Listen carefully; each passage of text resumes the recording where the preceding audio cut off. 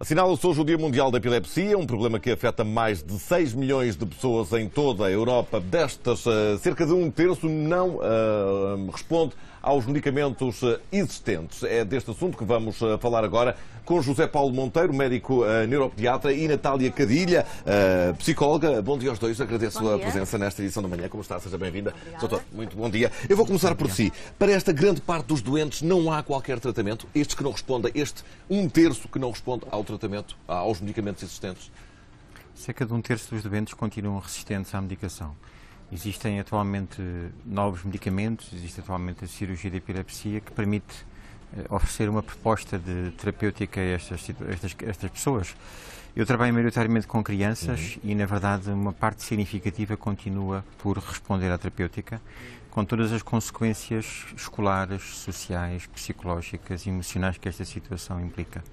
Este Dia Internacional de Epilepsia visa, sobretudo, chamar a atenção que a epilepsia é mais do que crises. Há uma série de consequências psicossociais, sobretudo, e que continuam realmente a afetar, sobretudo, esse terço de pessoas que falou. Por outro lado, é necessário também chamar a atenção que a epilepsia continua a ser uma doença estigmatizada, com muitos mitos, muitas ideias erradas, e, na verdade, qualquer um de nós pode, neste estúdio, desenvolver epilepsia, e se conseguirmos estar melhor informados, informar melhor as famílias e os nossos doentes, podemos melhorar a qualidade de vida deles todos os dias. Doutor, estamos a falar de um problema que pode acompanhar o doente, familiares, as pessoas que lhe estão próximas durante toda a vida. Em muitos casos, sim. Em muitos casos pode começar na infância, pode começar num recém-nascido, pode começar no adolescente e pode continuar para toda a vida. Felizmente, 3/4 das epilepsias respondem à medicação e esse grupo é um grupo que habitualmente evolui de forma mais favorável, mas de qualquer forma continua a ser muitas vezes, digamos, vítimas de preconceitos, de falta de informação. Penso que este dia é muito importante para chamar a atenção que fazem falta ações de formação, quer nas escolas, quer nas creches, quer nos locais de trabalho, quer a professores, quer educadores, para melhorar a consciência que há e a informação que há sobre esta doença. Como é que este estigma que o doutor falava se reflete no dia-a-dia destas pessoas? Este estigma reflete-se a vários níveis. Como o doutor disse, dependendo da idade que a pessoa tem epilepsia, tem uma série de complicações que podem ser associadas. Portanto, tem a idade escolar, tem a escola, tem os colegas, se os colegas sabem ou não que a pessoa tem epilepsia, como é que reagem às crises, também consoante a idade, isso será diferente. Os professores, os auxiliares, se sabem ou não lidar com eles, sabem o que fazer. Depois, no mercado de trabalho também, quando o empregador aqui se mostra ou não receptivo a ter alguém com epilepsia, ou se cria aqui também algum problema. Uma pessoa com epilepsia tem menos hipóteses no mercado de trabalho, é isso que está a dizer? Ou poderá ter menos hipóteses? Há empregadores que recusam empregar uma pessoa por causa deste problema? E muitas das vezes por falta de informação, portanto, por não terem uma real noção das implicações que têm, porque por vezes não são propriamente impeditivas da pessoa ter uma atividade profissional perfeitamente normal. E na realidade pode passar muito tempo sem a pessoa ter uma nova crise. Às vezes passam-se anos, doutor, é assim de facto? Por vezes podem passar-se anos sem se ter nova crise. Na realidade, continua a haver escolas, continua a haver infantários no nosso país que recusam a admissão de crianças e lactentes por terem epilepsia. E, portanto, essa é mais uma ideia preconceito, uma ideia errada que é necessário desmistificar, e penso que o facto de estarmos aqui permitirá realmente desmistificar e informar melhor as pessoas. Naturalmente, esse é o objetivo também.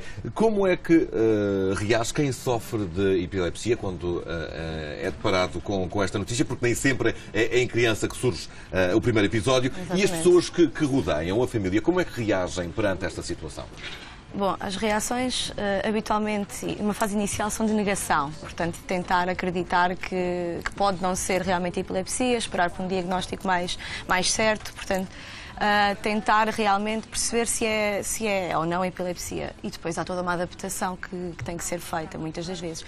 Para além da toma da medicação, muitas das vezes tem que se mudar alguns hábitos. Por exemplo, dependendo da idade, mas se for uma pessoa em fase adulta, por exemplo, que deixe de poder conduzir, tem que mudar essa rotina, que não seja muito aconselhável viver sozinha, também pode ter que fazer aqui algumas alterações. As crianças, por exemplo, tem que haver um controle grande, portanto, dos pais por causa da toma da medicação, das horas, da própria criança perceber como é que reage com os colegas, se diz, se não diz. E há doentes que deixam de fazer algumas coisas que alteram o seu dia-a-dia, a sua rotina, por receio? Sem dúvida alguma. Sem dúvida alguma. Porquê? Porque tem realmente que fazer este jogo, se vale a pena fazer e ter uma crise à frente dos colegas, portanto, eu prefiro continuar a fazer, ou então prefiro resguardar-me, não fazer. Exatamente.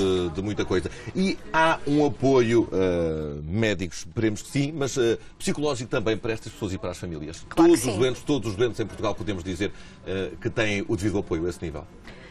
Não têm o devido apoio, se calhar porque até a fase de assumir que se tem epilepsia e de procurar ajuda não é uma coisa muito imediata. Mas quando se procura ajuda, esse apoio existe? Esse apoio existe, inclusivamente nas escolas, como o doutor falou, nós temos um programa que damos formação em escolas sobre epilepsia. Doutor, esta informação é para todos e é importante. Como é que se deve reagir perante uma crise?